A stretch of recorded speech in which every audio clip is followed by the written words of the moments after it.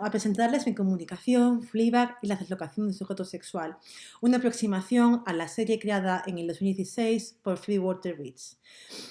La serie nos aproxima a las vivencias de una joven londinense que intenta llevar su pequeño café en la ciudad, intenta de alguna manera subsistir a las duras condiciones que se le imponen como mujer, ¿no? De alguna manera sus vivencias actuales están determinadas por un pasado que es el de la muerte de su madre por cáncer y de su mejor amiga en un accidente de tráfico. En ese momento, desde ese momento que se inicia la narración, vemos a una mujer joven intentando constantemente condicionar su existencia sexual como una manera de suplir carencias afectivas externas.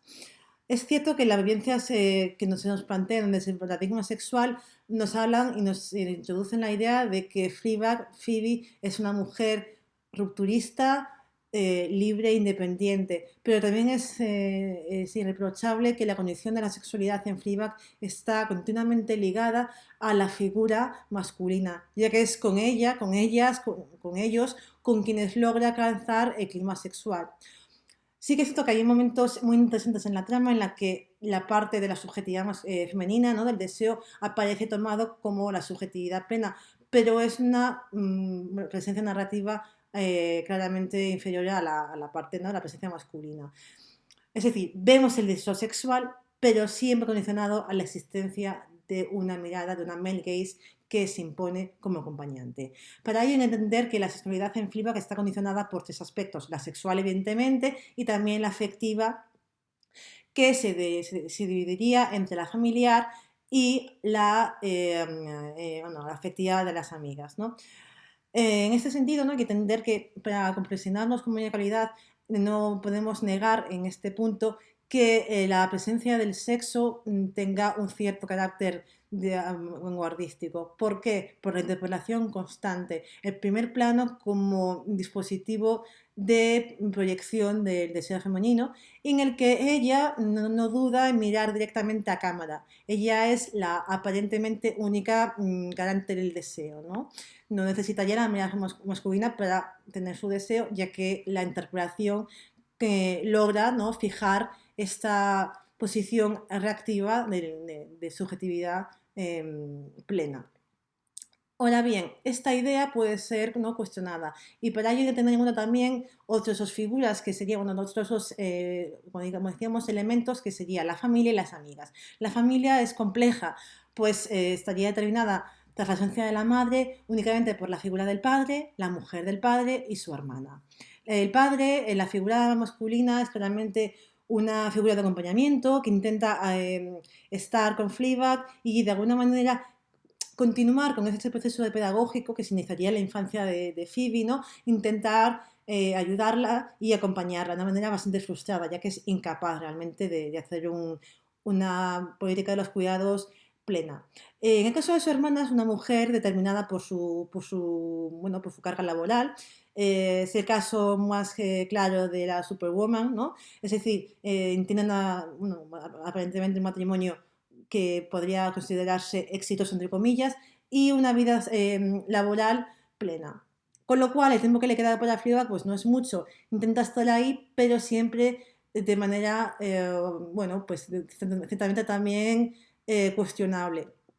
Y en ese sentido también de la mujer del padre, que vemos aquí en esta imagen, pues sí que es cierto que viendo esto que nunca se ha, digamos, plasmado mucho la figura de la mujer del padre en las críticas como una cuestión que no, tampoco, no, a nivel de la narración es cierto que la protagonista ineludible es Phoebe, con lo cual las otras figuras femeninas siempre son como coayudantes, pero lo cierto es que la figura de la madre, si bien que de la madre, perdón, de la mujer del padre se presenta como un personaje contrario y negativo, es realmente la única que tiene una exhibición plena de su sexualidad. Es una artista escultora que no duda en mostrarse desnuda, que no duda en mostrar un deseo que se desplazaría más allá del deseo impuesto ¿no? de su pareja masculina, del padre de Phoebe. Es nivel de interés, ¿no? De este personaje llega al punto de que la propia Phoebe llega a sentir una cierta no desprecio, pero sí de vergüenza ajena, ¿no? De culpa, ¿no? De vergüenza hacia la capacidad de la madre, de la mujer del padre, de liberarse de la visión impuesta del género y mostrarse claramente sexual y deseante. Bueno, la figura más, de la amiga que hablábamos se vendría definida por la carencia. ¿Por qué? Tal y como se nos plantea al inicio del relato, y luego nos da más información, se nos deja caer que esa desexualidad latente de Fleabag es quizás uno de los causantes de esa muerte. El fallecimiento de su amiga es quizás una de las cuestiones también más llamativas, ¿no? Porque desde lo fantasmagórico, ¿no? Del hecho de que no esté ya, sigue presente en el recuerdo, en un recuerdo constante mostrado unos muy interesantes flashbacks a ese pasado y que nos muestran la fuerte unión que existía y que de alguna manera sigue existiendo desde desde lo acompañamiento del figurativo, ¿no? Que ejerce y sigue ejerciendo la amiga de Fleabag.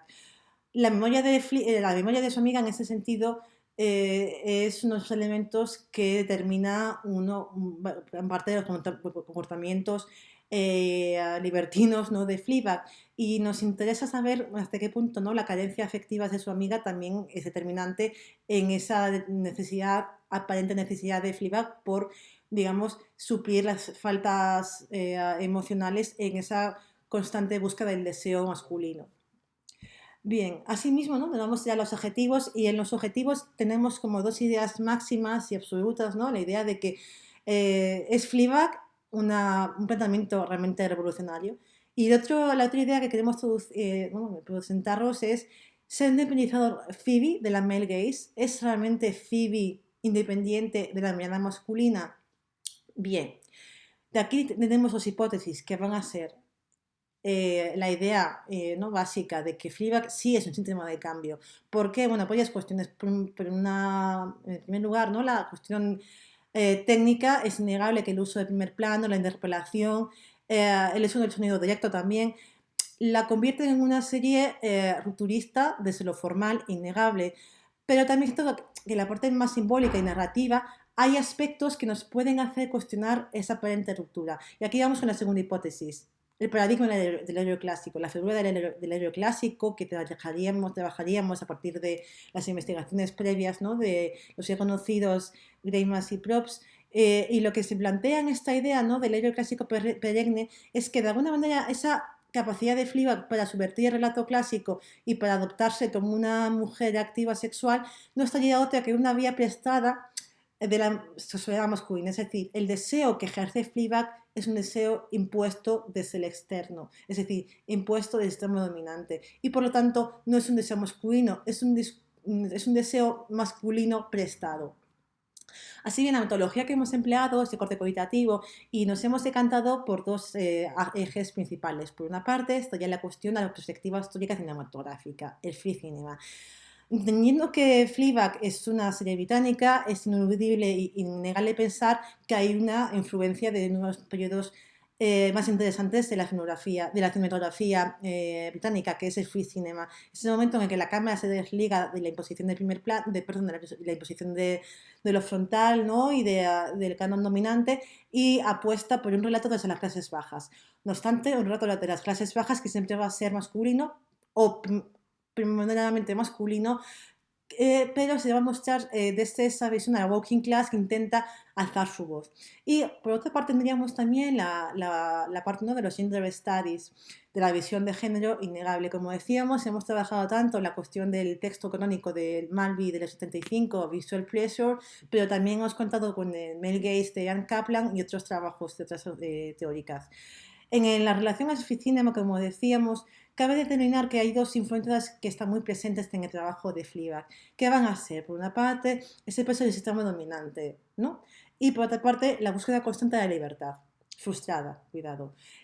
Bueno, vamos a desarrollar estas ideas brevemente. La cuestión del sistema dominante es que todos los relatos que aparecen en el free cinema, casi todos, como hemos dicho, digamos, narrados en masculino singular, pero lo cierto es que esos personajes masculinos siempre intentan de alguna manera subvertir la imposición externa del sistema dominante y vincularse como sujetos activos que crean su propio relato a través de sus deseos internos.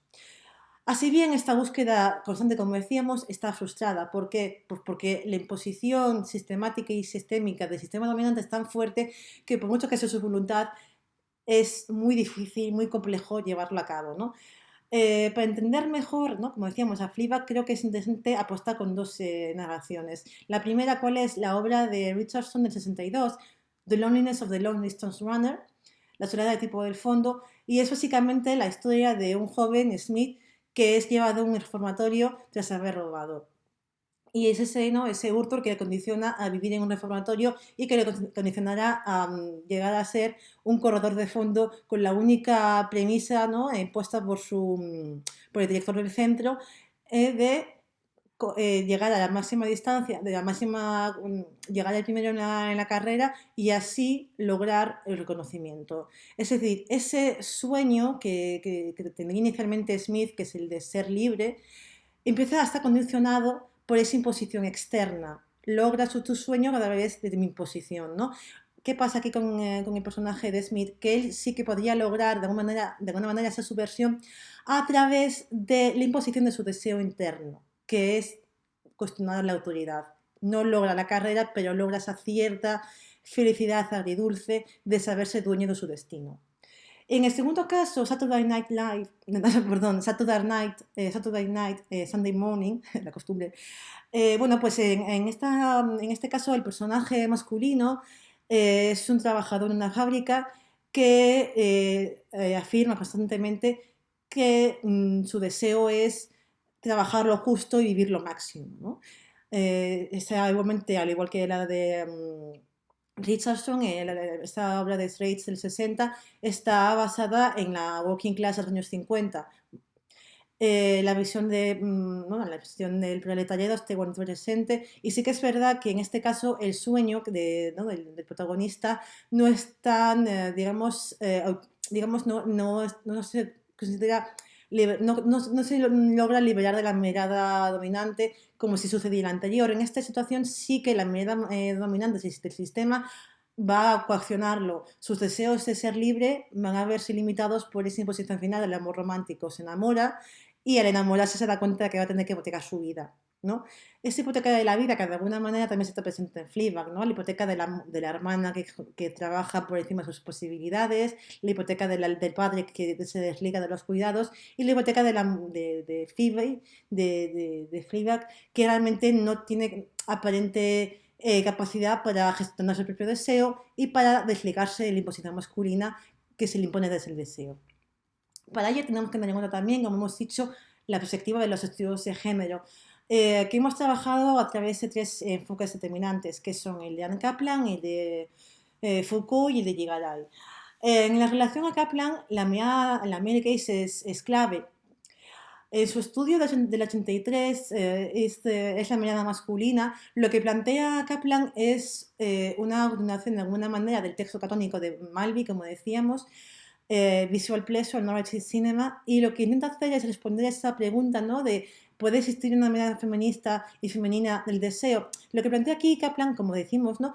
Es que realmente la mirada siempre va a estar eh, subjetiva, ¿no? Digamos determinada por el deseo masculino. Es decir, como dice aquí, ¿no? La mirada no es masculina, pero poseer y activar la mirada sí que es masculino, y por lo tanto cuando nos planteamos y nos posicionamos como sujetos deseantes, siempre hay una garantía, hay un deber con el sistema dominante de depender de esa representación masculina del deseo.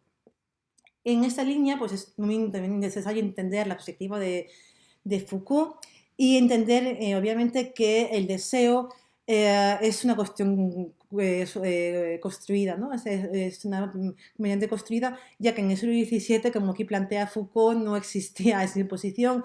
La constitución que tenemos actualmente del deseo no vendría a ser más que un resultado de la implantación progresiva del capitalismo y que se vendría garantizada finalmente con el siglo XIX y esa implantación, determinación, ¿no? De la familia nuclear que se impone y también está muy visible en Fleabag, en esa familia desestructurada, pero patriarcal y perfectamente definida, ¿no? Entonces, lo que interesa aquí de Foucault es cómo ¿no? el canon familiar y también el sistema dominante construyen una versión del deseo que se considera como prohibitiva y que Fleabag de alguna manera toma como imposible, ¿no? Y esto es, digamos que su visión del deseo interna se aleja un poco de esta posible rebeldía, ¿no? Y digamos que lo que se visibiliza en Fleabag es ese intento constante de alcanzar esta ruptura, pero con una interesante presencia de la culpa. Ella nunca se muestra, digamos, satisfecha de su situación como mujer sexual deseante, ¿no? Siempre hay un resquicio de culpa. Y que estaría en la continuidad muy clara de lo que planteaba Garay, ¿no? Que ella siempre va a interpretar, no, la mirada masculina. Es decir, que ella interprete eventualmente a la perfección el papel perverso de la feminidad, no colma, ¿no?, la represión posible, ¿no?, para ella. Es decir, siempre va a acceder al relato del deseo, como ya plantea Van Kaplan, desde la perspectiva de la mujer objeto, desde la perspectiva de la mirada masculina. Es la mirada masculina, la male gaze, la que va a determinar su estado como sujeto pasivo. Lo cierto es que, bueno, las conclusiones que hemos podido determinar en ese estudio es básicamente que es innegable que pensar a Fleabag y condicionar a Fleabag, entenderla como un producto cultural arriesgado, por lo que hemos dicho, sus prestaciones técnicas son muy interesantes, ciertos elementos narrativos también, pero la presencia ineludible de la culpa está presente, y esto nos habla de ese último vestigio del sistema dominante, de ese último vestigio, como decíamos, de la tradición judeocristiana, que nos habla de la imposibilidad de la mujer de alcanzar su deseo más allá de la compañía masculina. Es decir, la decadencia del autoerotismo desvela la culpa y desvela igualmente la imposibilidad de romper el marco de una manera autómana, ¿no? Así bien, en la perfecta interpretación, ¿no?, la imposibilidad de la subjetividad femenina. ¿Por qué? Por lo que mismo que decíamos de Kaplan y de Garay, al fin y al cabo esa subjetividad que interpreta, ¿no?, que interpreta Fleabag, nosotros que la dispuesta, la permitida por el sistema capitalista. Ser sexual, pero los límites del deseo masculino. Bueno, pues esta ha sido mi ponencia. Espero que os haya resultado interesante y ahora os agradecería que pusieseis en las comunicaciones y en los comentarios, bueno, pues vuestras opiniones y vuestras críticas para que podamos tener un diálogo interesante. Muchas gracias por la atención.